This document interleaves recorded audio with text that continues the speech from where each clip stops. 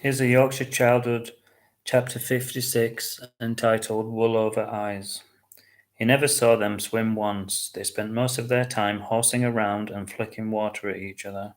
He was relieved when it was over. He dried himself quickly and waited for them, sipping his hot chocolate. Well, that was fun, said Tom, and he walked in with her arm in arm. She cackled at everything he said. Now, Josh thought Tom was funny, but he wasn't that funny. He knew he had to hide his annoyance from Tom. The last thing he wanted to do was fall out and upset him. He hoped it would blow over, but he didn't want Tom to be lonely. He wanted him to be happy, but with the right woman. It was at times like this that he felt like an adult. It was almost comical. They drove home. Josh stared out of the window without speaking. He felt like crying. It was at times like this where he needed his mum. Now he was worried that he was going to lose his dad.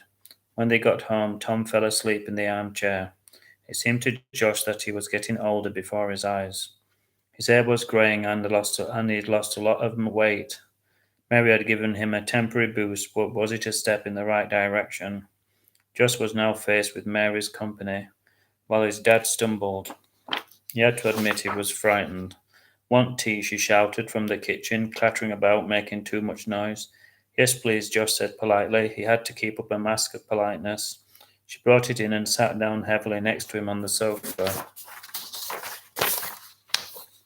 Her breast was bursting out of her top, and Josh felt embarrassed. He wasn't as innocent as Tom supposed. He'd heard enough smutty talk in the playground to give him ideas of the birds and the bees. Unlike most teenagers his age, he was romantic and liked women with class and style, two attributes she didn't possess.